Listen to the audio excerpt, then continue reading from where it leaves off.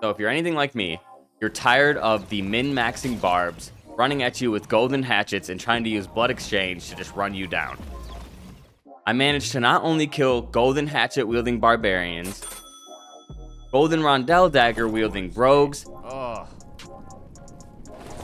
Thank you. Oh gosh, dude. These little bissers.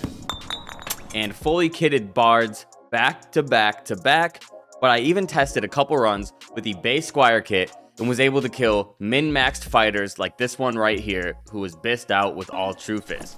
Oh, Yoshime, they don't believe me, but you And won't now this is partially because a lot of these players misplayed and they all tried to W key me, but it's also because of the way these perks compound upon themselves. Arcane Feedback, when you allow all 5 stacks to stack, gives you 15% magic damage bonus. Arcane Mastery gives you 5% on top, specifically when using arcane magic like Magic Missile.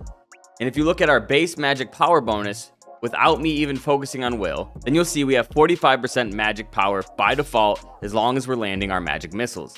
You add a cheap true magic damage kit to that, and all of a sudden, you're completely melting people with your magic missiles. If you don't want to check out the build and the gear that I used, I'll go ahead and leave the perks and skills on the screen now, as well as the gear that I built, which is basically just a true magic kit, trying to make it as cheap as possible for myself.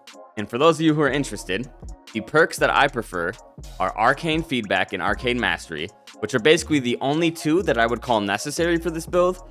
You don't have to take Spell Overload, but because of Arcane Mastery, I'm not too worried about my spellcasting speed being slow. So for me, I love having Spell Overload so I can have 16 magic missiles, 6 fireballs, and especially 6 invisibilities. And as you can see, that kind of stuff comes in super handy because you don't need to focus on move speed when you can get that 5% move speed bonus and that invisibility, and you can use it so many times in a row. I also like to run Fire Mastery so that any blood exchange using Barbarian or second wind using Fighter doesn't get to benefit off of that healing, but it is completely optional. I also tested this build with Reactive Shield and it worked pretty well as well. And there's a couple other perks that you can take if you're really looking to spice things up, like Ice Mastery to slow people down, or Ice Shield to slow them down when they hit you. As for skills, I love to use Arcane Shield, specifically because if a Barbarian catches up to me, I can take a hit or 2 while unloading my magic missiles, and especially when you have true damage, that basically ends the fight right there. If you're somebody who likes to move around a bit more, if you take Intense Focus, you can get 2 fireballs off in a row, or an explosion in a fireball, which can quickly turn the fight in your favor, and then you just need to finish them off with your magic missiles. As for spells, I use Fireball, Zap, Explosion, Invisibility, and Magic Missile. Things like Explosion can be traded out for Ice Bolt if you want to use Ice Mastery. I wouldn't recommend using Slow, but Haste can work great, and so can Lightning Strike. Personally, I think this right here is about perfect for me, though sometimes I feel Zap is underutilized. Super helpful to have both Fireball and Explosion, because if you alternate between the 2, oftentimes people don't know which one you're going to cast. So they'll crouch to dodge fireballs, and then they're easy to stick with an explosion. As for the build, I'll go ahead and show you guys a few variations of this build. The basic idea is to get as much true magic damage as you can, whether that be a purple Phoenix Choker or a blue one, and then just adding true magic to your hat, your cape, your rings, just to stack as much as you can. Alternatively, if you really want to be dirt cheap, you can buy a blue or purple spellbook and still be under 124 gear score, but I prefer the true magic as opposed to the base magic damage on the spellbook. Though honestly, both can work if you know how to play with this build. We're just gonna grab a rare Phoenix Choker. I think I would prefer the max health, so we're gonna grab this max health one for 70. Let's see how much an epic one would be if we wanted to have an epic one. 140, not too bad. The one thing you're gonna notice right away is true magic rings have kind of skyrocketed in price. 160 for a green. So I've noticed the cheapest way to get a true magic ring is to buy the cheapest green rings for 70. And honestly, this is more expensive than rings normally are. Prices seem to be rising this late in the wipe though, so that makes sense. So we're just gonna grab these 2. So that's 75 and 70. The reason I went for the uncommons as opposed to the same price rare rings, because it's cheaper to slot true magic on green than it is blue. And I also probably have more green gems just sitting around. For the wizard hat, if you don't want to slot true magic and you still want a lot of magic power damage, you can get an epic wizard hat for dirt cheap and usually get some really good rolls on it. And this is the same thing with wizard shoes. So those are both very viable options if you just want to increase your magical power bonus. Yes, with wizard hats, it's actually cheaper to just buy a blue one with true magic as opposed to socketing yourself. So we'll go ahead and do that. If we were to have socketed this ourselves, it would cost closer to 100 or 120. Boom, plus 2 agility, plus 1 will. We can even look at move speed bonus, additional move speed. Only 63 for 4 additional move speed with plus 2 strength and magic resistance, or with max health. So these are dirt cheap. We want to go for a cape with true magic on it as well. And 105. I do not have any blue sapphires left, so this is a good example to show us how much it would cost if you don't have any blue sapphires. I believe they are also going up in price, just like everything is right now in the wipe, but it's still only 50 or 58 gold.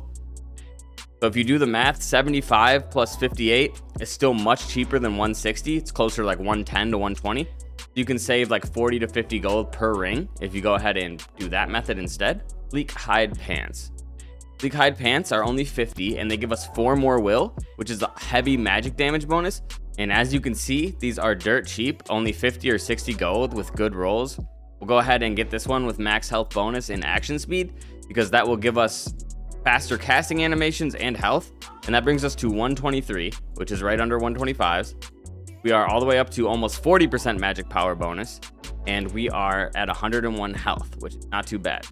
Like I said before, you can replace this with a leather cap. It'll be a little bit more expensive. And you can always replace these wizard shoes as well if you're willing to spend a little more.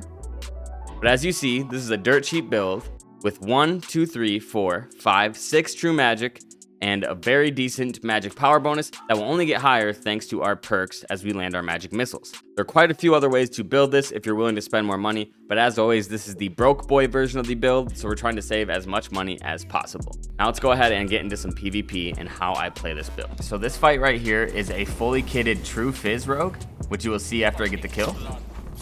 I'm laying down the fire damage to try to prevent them from healing as they go to escape.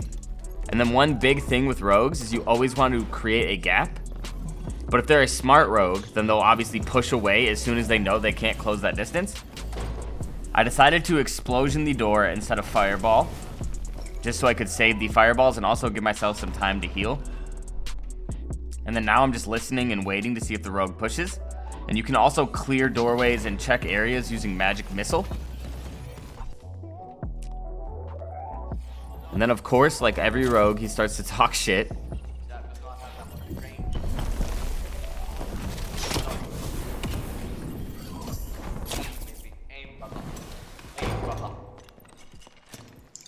Classic rogue behavior, honestly. So I take that chance to fully reset, which I'm sure he did as well. And then instead of using fireball, I use explosion, so he's not expecting the explosion to stick him.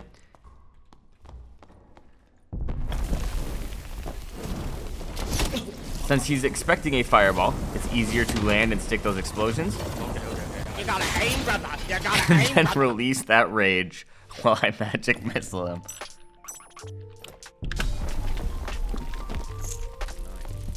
Holy kidding. So I really like this next fight because it showcases that you do not need good aim as a wizard. Missed the fireball. I missed the zap. Already a horrible start. And I also show that you do not need move speed. So I hit invisibility here, put my book away, so I'm at like 315 move speed, even though we did not build for move speed. Then we're able to use instant focus to get the fireball off, hit him with a zap. So he cannot heal even if you were to use second wind right now. And then all we need to do is finish him off with the magic missile. And you always want people to overcommit in combat so you can finish with the magic missile. And this also shows the damage potential for a wizard, because I win both fights right here.